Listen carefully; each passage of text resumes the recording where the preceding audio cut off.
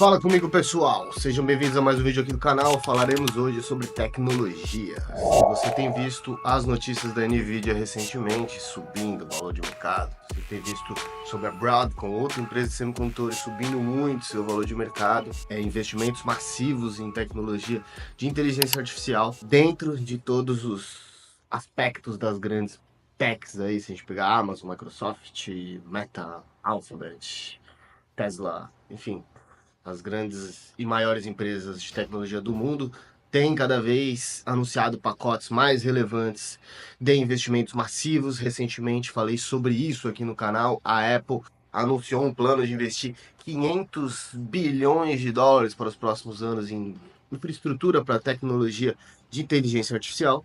Então, temos alguns aspectos bem relevantes para discutir nesse vídeo.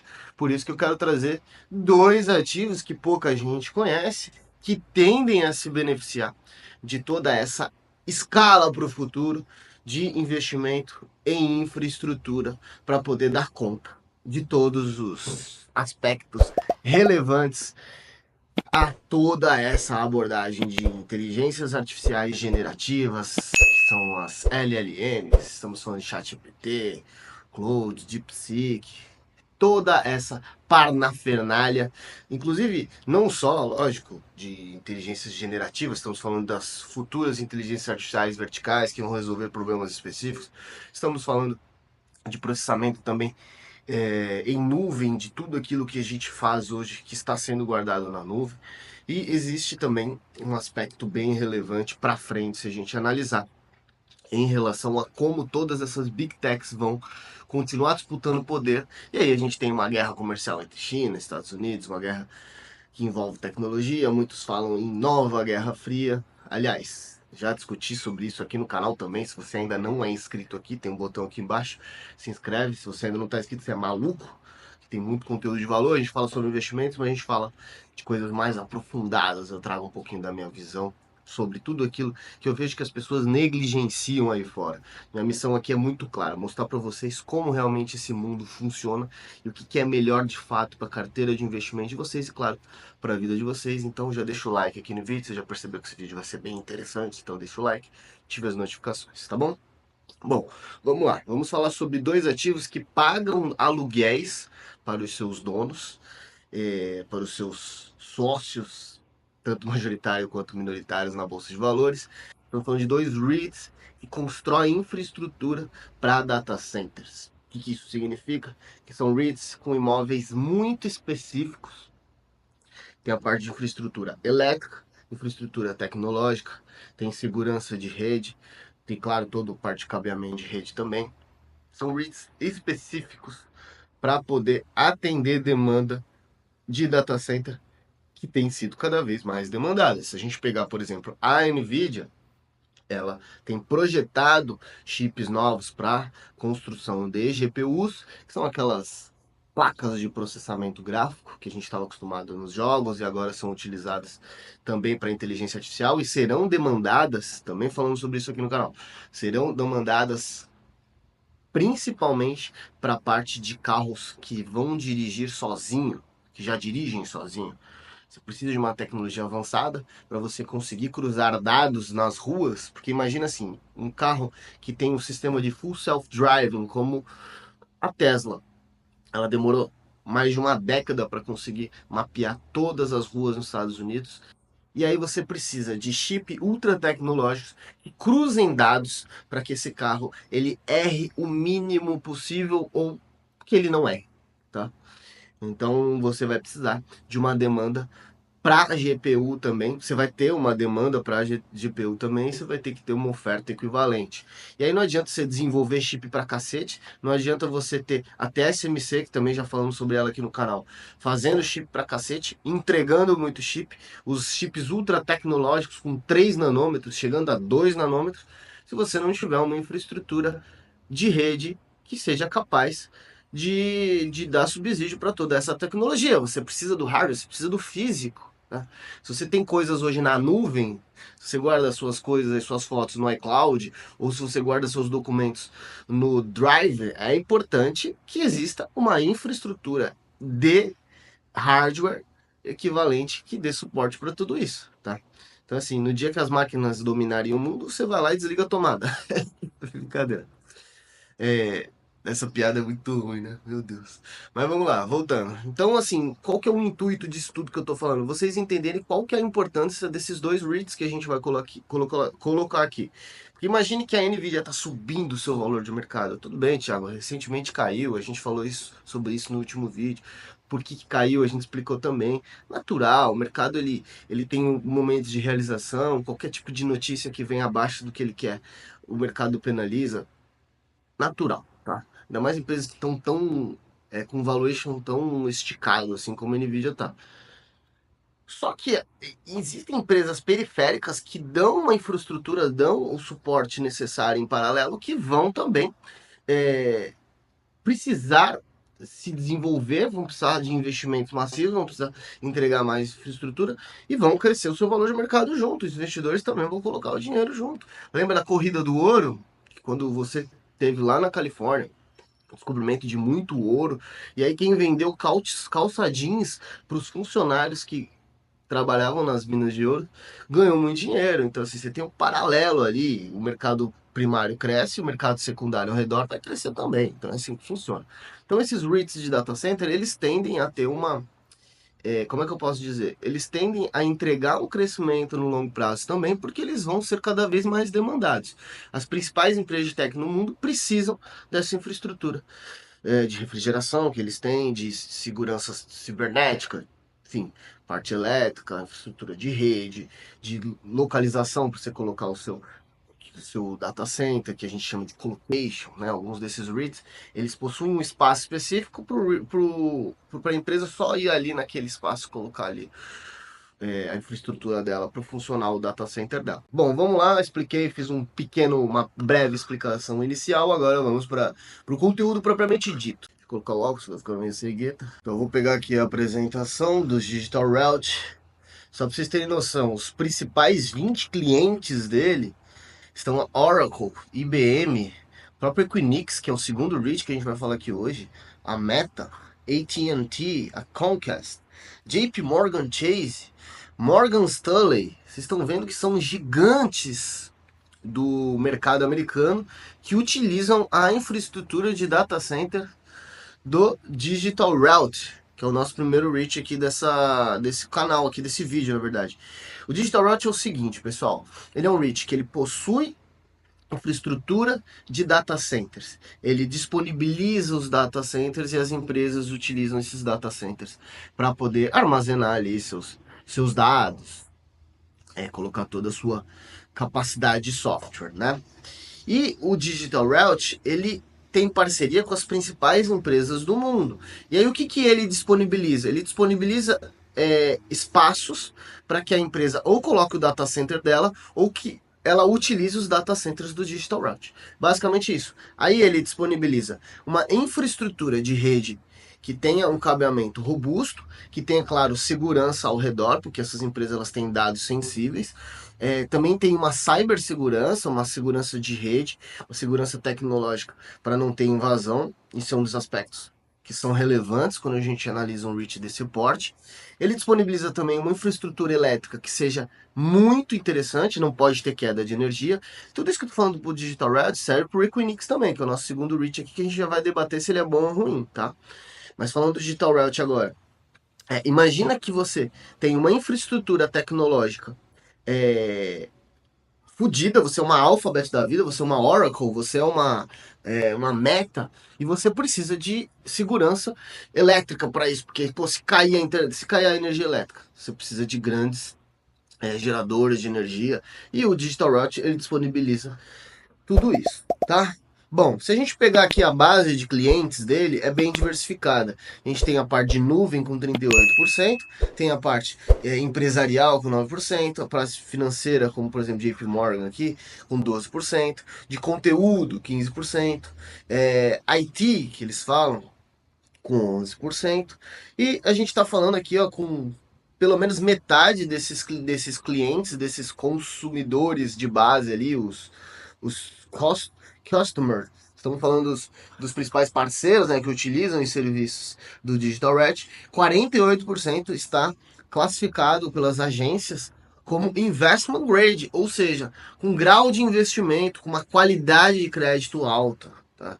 Então, assim, dispensa comentários. É um REIT que está muito bem, é, tem contratos com grandes empresas e ele tem basicamente ali empresas que a maioria delas, ou metade delas na verdade, são com grau de investimento. Grau de investimento, para quem não sabe, é quando uma empresa ela é classificada pelas empresas de classificação como uma empresa muito boa pagadora, né? Ou que ela tem ativos muito bons, se for uma empresa de imóveis, tá? Então, assim, dispensa comentários.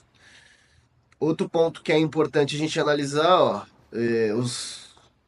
os lease expirations, estão falando dos contratos, eles tendem a ter contratos aqui que duram aí pelo menos na média 5 anos. Então traz uma previsibilidade ali de recebimento de aluguéis de pelo menos 5%, aliás, 5 anos. E um ponto importante aqui, pessoal, é que quando a gente analisa um REIT, a gente analisa a capacidade dele de conseguir manter contratos longos, a gente analisa o debt maturity, que é o quanto de tempo que a dívida que esse REIT tem, ele vai conseguir olhar para frente ali, vai pagar de forma escalonada, não vai pagar tudo de uma vez, ou seja, ele consegue fazer uma gestão da dívida equilibrada, porque os REITs possuem dívidas equilibradas. No caso do Digital Realty, ele é um REIT, ou seja, ele cobra aluguel pelo espaço que ele aluga. Né? Então, assim, imagine que você tem um apartamento e você aluga o seu apartamento para um inquilino. O Digital Realty faz isso, só que de parte tecnológica, data center. Ele aluga o espaço do data center ali para essas empresas. Tá? Então, é um REIT bem interessante ali. Vamos ver alguns números aqui no relatório que eu mesmo produzi aqui para nossa empresa. Lembra que eu expliquei do Debit Maturity? Vou dar um zoom aqui, ó. Tá vendo? Ó? É um REIT que possui um escalonamento da dívida bem tranquilo, assim, não precisa pagar nada muito relevante no curto prazo aqui, ó. É uma dívida bem alongada que a gente fala, né? Uma dívida bem tranquila. A maioria dos ativos de dívida ali que ele toma são não assegurados, ou seja, tem um risco muito menor. Se tiver algum problema de curto prazo, ele não precisa entregar nenhum ativo. E a maioria foi fixada, taxa pré-fixada. 85% da dívida são taxas pré-fixadas, ou seja, o aumento da dívida que a gente teve, o aumento dos juros que a gente teve recentemente, não impacta o Digital Realty, ou pelo menos impacta muito pouco. Tá? Isso é um ponto importante quando a gente analisa os REITs. Investment grade, o próprio REIT também é um investment grade, ou seja, consegue tomar dívida barata porque ele está com uma classificação de grau de investimento pelas agências, isso é muito bom. E ele tem aqui a infraestrutura de data center pelo mundo inteiro, tá? Inclusive aqui no Brasil. É um REIT muito bacana. E para a gente fechar aí para o próximo aqui, para o Equinix, só vamos ver em relação à dívida, né? Ó, é uma dívida, uma relação de juros da dívida, a gente sempre faz esse comparativo. Se você quiser entender um pouco mais sobre isso, dá uma olhada na nossa playlist de REITs aqui no canal, tá? Eu explico direitinho como é que a gente faz essa análise. Mas ó, a gente tá falando de um juros da dívida sobre EBITDA de 13%, tipo assim, é muito baixo, muito equilibrado. E a gente tá falando aqui de uma dívida bruta crescente, isso aqui é um ponto que a gente sempre analisa, mas os REITs eles crescem se financiando mesmo, e uma dívida líquida EBITDA de 5,5%. Se a gente usar o EBITDA ajustado, talvez essa dívida líquida até caia. Mas é um nível de endividamento razoavelmente alto. Só que os REITs de 5 a 6 vezes dívida líquida EBITDA também é ok, como eu falei, já expliquei um pouco mais sobre isso. Vai dar uma olhada na nossa playlist aqui de REITs no canal. E ele tem um dividend yield médio aí, assim, perto dos 4% e uma projeção para pagar 4% em 2026. Muito bom, muito bom. Quer dizer, um pouco abaixo, né, a média dos 4%. Mas é um REIT que cresce muito, o seu valor de mercado cresceu com as techs crescendo e ele também tem conseguido pegar dividendos crescentes. Se a gente olhar aqui, ó, dividendos crescentes aí nos últimos anos. Então, se o dividendo cresce, o REIT se valoriza, teu dividendo cost também sobe. Também já expliquei mais sobre isso aqui no canal. Por isso que é importante você se inscrever, cara. Se você ainda não está inscrito, você não vai saber fazer, vai entender nada disso que eu tô falando. Beleza? Falamos sobre o Digital Route. Agora vamos para o nosso segundo REIT de data centers com uma possibilidade também de crescimento interessante, que é o Equinix. Ó, já caindo logo direto aqui no Debt Maturity, dívida também bem alongada, tá? O Equinix não tem nada para ficar pagando assim de relevante no curto prazo. Ele também tem grau de investimento, ou seja, é um REIT que vai pegar dívida barata, porque ele está sendo classificado pelas agências como um REIT bom pagador, com ativos bons também. Excelente. Assim, ó, para quem não sabe, a Equinix também tem uma operação a nível global. É um REIT de data centers. Da mesma forma que eu expliquei sobre o Digital Route, ele disponibiliza espaço de data center, tem toda a infraestrutura que eu expliquei do Digital Route. É um concorrente, a pronúncia vai até no ranch, né? Você vê como a gente fica meio maluco quando a gente começa a falar várias palavras em inglês. Deixa eu ver se tem alguma coisa aqui nessa apresentação que seja legal mostrar. Eu acho que eu vou mostrar a minha apresentação, o meu relatório que eu fiz sobre a empresa. Vamos lá. O Equinix tem uma infraestrutura que ele divide por fases, que é uma distribuição escalonada, quando ele vai construir uma planta nova, e ele disponibiliza espaços, tem a parte de colocation também, que a empresa vai lá e quer usar só esse espaço aqui para poder utilizar. Ele disponibiliza esse tipo de serviço. Principalmente esse tipo de serviço, um pouco diferente de como faz, por exemplo, o Digital Route, e ele possui parceria com as principais empresas do mundo, a Google Cloud, Azure da Microsoft, a Oracle também, Ford, AWS da Amazon. A Amazon também usa os espaços de data centers do Equinix. O Equinix é muito grande, tá, gente? Ele tem um valor de mercado bem relevante. AstraZeneca, que é empresa de farmacêutica, a gente viu aí principalmente com as vacinas recentemente. E tem aqui ó, uma infraestrutura também robusta ao longo de vários países. Ó, se a gente olhar aqui, ó, deixa eu aumentar um pouquinho mais o zoom. A gente está falando de América, das Américas, parte da América do Norte, América do Sul, ó, tem data center em São Paulo, no Rio de Janeiro, no Chile, em Santiago, em Lima, no Peru, Bogotá, na Colômbia, no México, tem na Europa e Oriente Médio, África, assim, Istambul aqui na Turquia, no Ásia Pacífico também, lá na Austrália, no Japão, em Hong Kong, na China. Gente, assim, é um REIT que tem muita infraestrutura ao redor do mundo. São mais de 240 instalações de data centers em 27 países. É um REIT gigantesco, tá?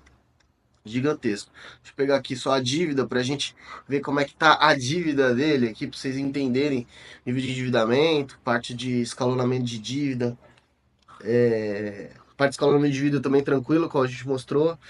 Para frente ali, ele vai conseguir honrar seus compromissos de forma tranquila. Tem um nível de endividamento mais baixo do que o Digital Realty, aqui em 4 vezes dívida líquida EBITDA. Normalmente os REITs não têm muito caixa, porque eles têm que distribuir uma parte relevante e eles fazem isso de forma obrigatória, 90% do lucro, segundo a lei, né? Ó, e se a gente pegar juros da dívida sobre EBITDA em 10%, muito equilibrada. Um EBITDA bem forte, crescente, e os juros sobre EBITDA caindo, tá? Ele tem conseguido tomar a dívida cada vez mais barata, e isso faz com que o EBITDA crescente também, né?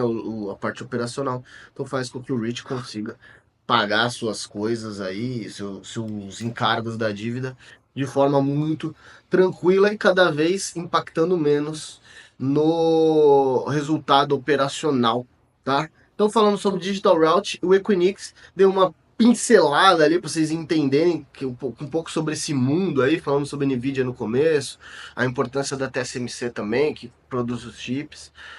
E esses dois REITs, quem investe nele ganha aluguel, tem um dividend yield também aqui, o Equinix na casa dos, deixa eu ver quantos por cento eles estão pagando agora recentemente, na casa dos 2%, é um pouco abaixo, só que o Equinix ele tem se valorizado de maneira um pouco relevante aí se a gente pegar um histórico. Então é natural que o dividend yield ele fique um pouco mais pressionado, tá?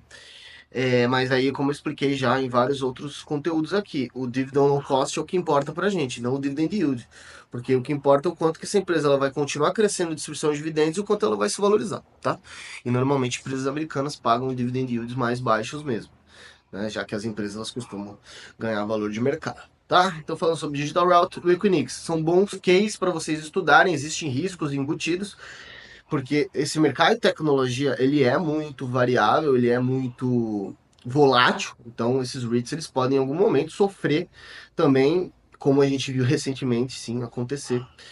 Então é importante que vocês entendam que é para um portfólio diversificado e para vocês estudarem se faz sentido colocar na carteira de vocês se vocês tiverem o perfil adequado. Por isso que eu ensino vocês o que vocês têm que olhar, tá? E eu não falo para vocês comprarem, tá? Isso a gente faz dentro da nossa plataforma do Simpla Club, mas isso aí é uma outra história. Tá bom? Gostou desse conteúdo? Já deixa o like, já solta o like aqui, não custa nada, deixa o joinha, ative as notificações também. Toda semana a gente tem pelo menos 3 conteúdos semanais aqui pra gente chegar aí a esse canal, a ser o maior canal de investimentos globais do Brasil. Esse é o nosso intuito, porque aqui eu quero que vocês aprendam a investir em moeda forte e fugir dessas palhaçadas desses governos. E claro, se você ainda não é inscrito no canal, você é maluco, clica aqui embaixo e se inscreve. Tamo junto, um grande abraço e eu vou deixar esse outro vídeo aqui na tela para vocês continuarem acompanhando essa latinha aqui.